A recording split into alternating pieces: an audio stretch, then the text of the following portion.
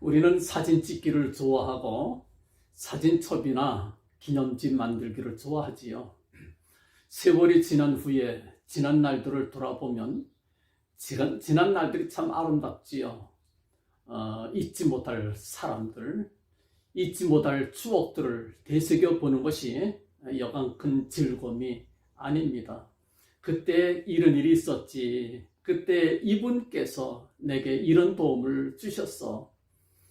그때 내가 이런 은혜를 받았어.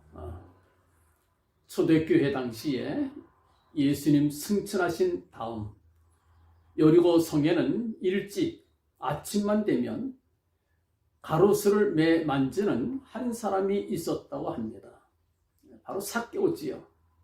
삭개오는 예수님 생각날 때마다 자기가 처음 예수님을 만났던 그 가로수 뽕나무를 만지며 그때의 그 감격을 음미하며 즐거워했다고 합니다.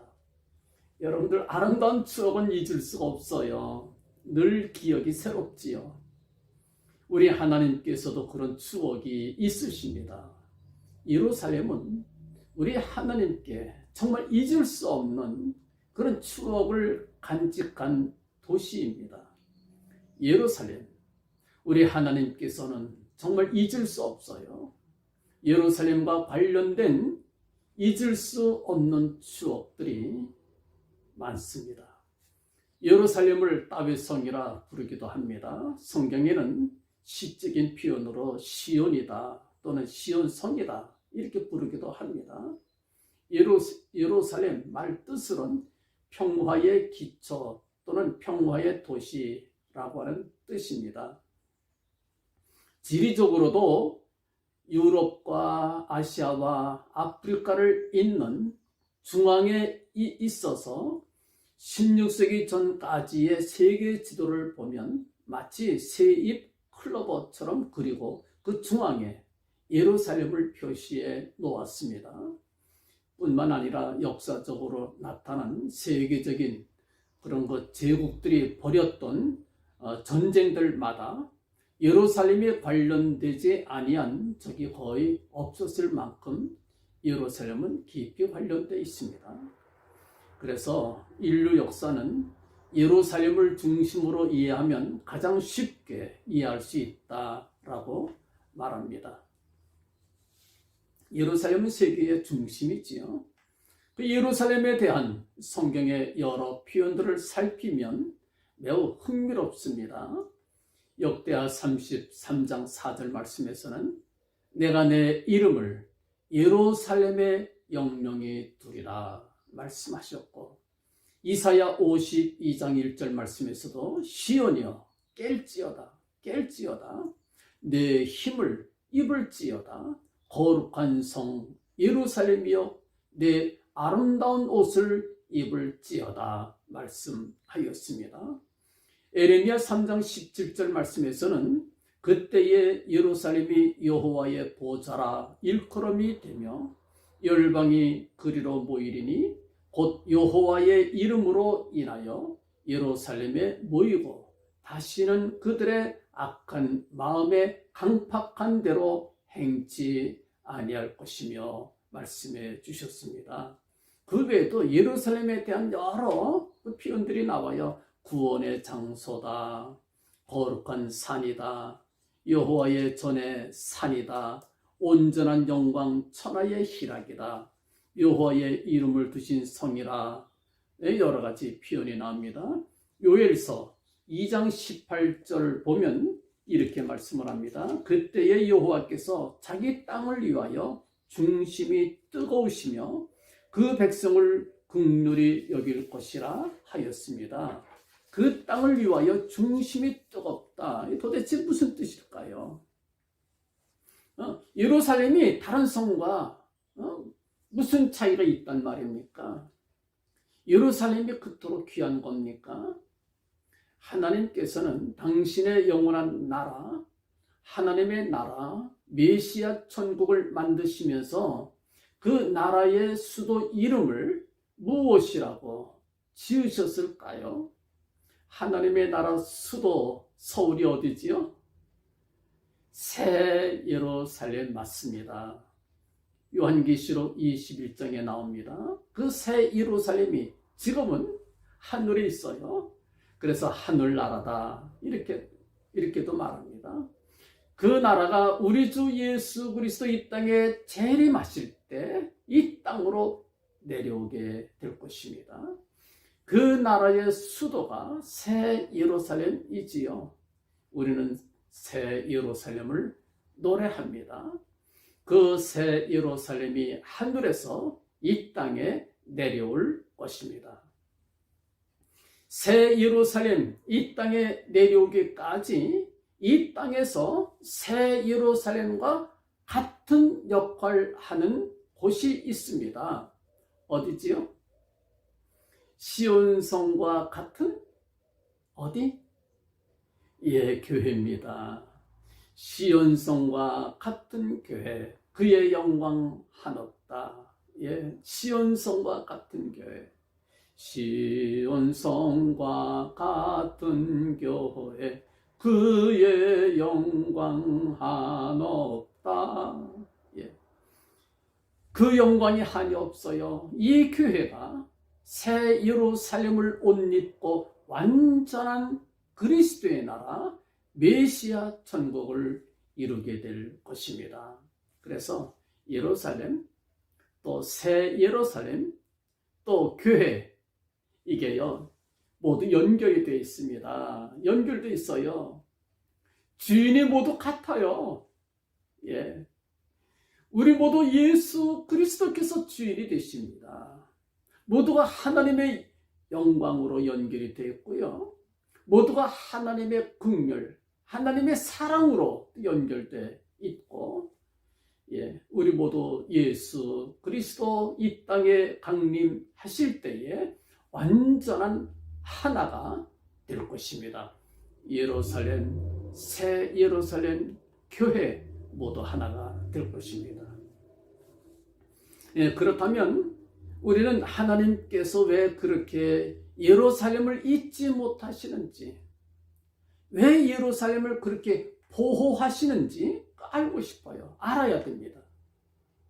그런데 지난 날들의 이야기를 살펴보면 우리 예루살렘을 잊지 못하시는 우리 하나님의 심정을 우리가 충분히 이해할 수가 있게 됩니다. 예루살렘은 하나님과 그 백성들에게는 너무나 잊을 수 없는 특별한 사연을 가지고 있습니다. 특히 예루살렘의 성전이 그러합니다. 예루살렘 성전토와 관련된 최초의 사건은 창세기 22장에 나옵니다. 바로 모리아의 한 산에서 하나님께서는 잊지 못할 광경을 보게 됩니다. 하나님께서 아브라함을 시험하시려고 독자 이삭을 바치라고 말씀을 합니다. 그랬더니 정말 아브라함이 그 말씀 순종하여 자기 생명과 같은 아들 이삭을 번제로 드리려고 모리아의 한 산에 올라가 칼을 들지 않았습니까? 하나님이 막으셨지요. 그 장면을 하나님께서는 결코 잊으실 수가 없는 거예요. 또 다윗은 바로 그 장소에서 하나님 앞에 번제를 드리게 됩니다. 하나님을 감동시키지요. 전염병이 돌면서 자기 백성들이 죽어나가자 다윗은 하나님 앞에 대들듯이 부르짖어 기도합니다. 하나님, 잘못은 내가 했는데 왜 내 백성들을 치십니까? 차라리 나와 내 집을 치소서. 백성들을 그렇게 사랑했던 군왕을 인류 역사에서 보지 못하셨어요. 하나님께서는 그 다윗을 잊으실 수가 없는 겁니다. 예수 그리스도께서는 바로 그 성에서 참혹한 십자가를 지십니다. 이 역대하 3장 1절에 보면 아브라함이 이삭을 번제로 드리려 했던 바로 그 장소에서 다윗이 번제를 드렸고, 바로 그 장소에다가 솔로몬이 예루살렘 성전을 건축했어요. 앞서 제가 예를 들었지만 삭개오는 뽕나무를 사모했어요. 삭개오가 뽕나무를 볼 때마다 누구 생각이 나겠습니까? 예수님 처음 만났던 바로 그 장소, 그 광경이 떠오르는 것이지요. 하나님께서도 예루살렘을 보실 때마다 아브라함이 생각나셨고 또 다윗이 생각나셨고 당신의 독생성자 예수 그리스도가 생각나십니다. 여러분들 저희가 드라마를 보거나 우리 현실에서 종종 그렇게 겹쳐서 어떤 인물이나 사건이 떠오르는 그런 경우를 우리가 보게 되지요. 영적으로 눈이 열린 사람들은 사람을 볼 때에 겹쳐서 본다고 그래요. 육신의 눈으로도 보지만 영적인 눈으로도 그 사람을 보는 것이지요. 우리 평범한 우리들도요. 누구한테 예쁜 귀한 선물을 받았다. 그러면 어떻게 됩니까? 그 선물 볼 때마다 누구 생각나지요? 선물 준 사람 생각이 나지요. 당연한 겁니다. 옛날 대장금이란 드라마 인기 있었어요. 드라마 속에 이런 장면이 나옵니다. 서장금이란 어린아이 하나가 궁녀가 되지요. 왕궁으로 들어옵니다. 그 엄마가 옛날 궁녀였어요. 엄마가 죽으면서 딸 장금이에게 너는 꼭 수락관 궁녀가 되거라. 그 이혼하고 죽어요. 수락관은 임금님 밥상을 준비하는 곳을 말합니다. 그 엄마가 수락관 궁녀 생활을 할 때에 아주 다정했던 친구 하나가 있었어요. 어렵고 고달픈 궁중 생활 속에서도 두 친구는 마음을 나누면서 다정하게 지냈습니다. 그러다가 장금이 엄마가 억울하게 죽임을 당해요.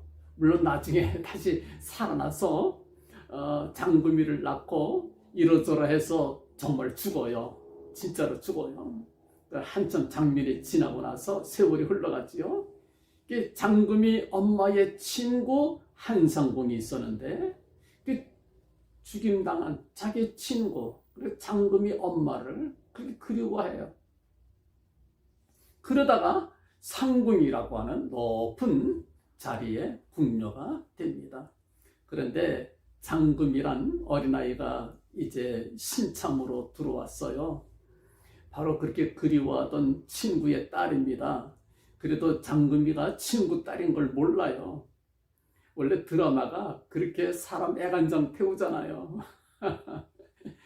친구 딸인 것도 모르고 함께 지내면서 얼마나 호되게 훈련시키는지 몰라요.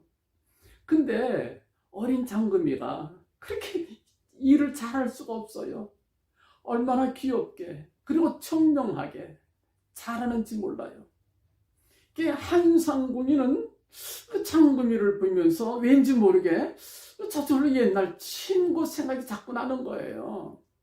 어쩌면 하는 짓이 저렇게 옛날 친구 명희하고 똑같지? 그런 생각을 하는 거지요.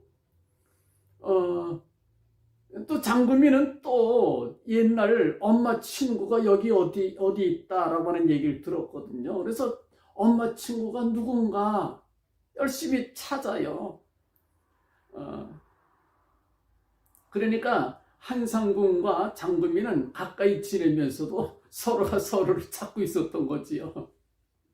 그러다가 이러저러한 사건 끝에 마침내 서로가 서로를 알게 돼요. 감격스럽게 끌어안고 한참을 웁니다.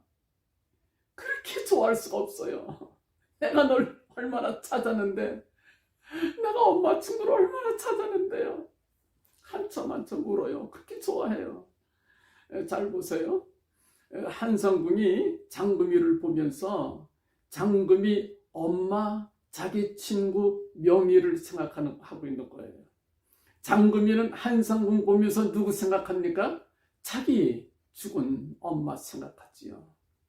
나중에 한상궁이 장금이 본가를 데리고 갑니다. 장금이를 데리고. 장금이 엄마 명희를 처음 만났던 장소입니다. 옛날 얘기하면서 한산궁이 장금이 얼굴을 만집니다. 얼굴을 만져봐요. 그리고 이렇게 말합니다. 어쩌면 이렇게 쏙 빼닮았니? 어쩌면 이렇게 쏙 빼닮았니? 지금 누구 생각하고 있는 거지요? 자기 옛날 친구 명희를 생각합니다. 장금이를 보면서 장금이 엄마를 생각합니다. 누구를 보면서? 장금이를 보면서. 드라마는 원래 이렇게 감동적으로 만들어요. 그러나 저는 실제 이런 일을 당했어요. 저희 형님이 폐괴력으로 일찍 세상을 떠나셨는데 제가 고향 떠난 지 너무 오래돼가지고 고향 사람을 제가 잘 몰라요. 어려서 나왔거든요. 그러다가 저 군목 가기 전에 형님 친구, 고향 근처에서 목회하던 친구 목사님 제가 뵈러 갔어요. 형님과 절친이었다고 합니다. 형제처럼 지냈다고 그래요. 그 목사님이요, 제 손을 꼭 잡고 눈시울을 붉히시면서 한참 말을 잊질 못하시더라고요. 그 목사님 누구 생각하시겠습니까? 예, 떠날 때, 제가 떠날 때, 두툼한 봉투를 줘요. 당시 꽤 많은 돈을 저한테 선물로 주신 거예요. 여러분들, 왜 주셨을까요? 제가 이뻐서? 제가 이뻐서 주셨어요? 아닙니다. 우리 형님, 돌아가신 형님 생각하고 주신 거예요. 우리 하나님께서 소돔성을 멸하실 때에 아브라함의 조카 롯을 구해줍니다. 빼내줍니다. 아브라함의 조카 롯이 누구 덕을 볼까요? 창세기 19장 29절에 이렇게 말씀을 합니다. 하나님이 들의 성읍들을 멸하실 때, 곧 롯에 거하는 성읍을 엎으실 때에 누구를 생각하사? 아브라함을 생각하사 롯을 그 엎으시는 중에서 내어 보내셨더라. 그렇게 말씀합니다. 여러분들, 이스라엘 히브리 민족이 애굽에서 종살이합니다. 처절하게 고통 겪으며 괴로워합니다. 그때 하나님께서 누구 생각하셨을까요? 출애굽기 2장 24절에 이렇게 말씀을 합니다. 하나님이 그 고통 소리를 들으시고 아브라함과 이삭과 야곱에게 세운 그 언약을 기억하사 잊지 못하시는 거예요.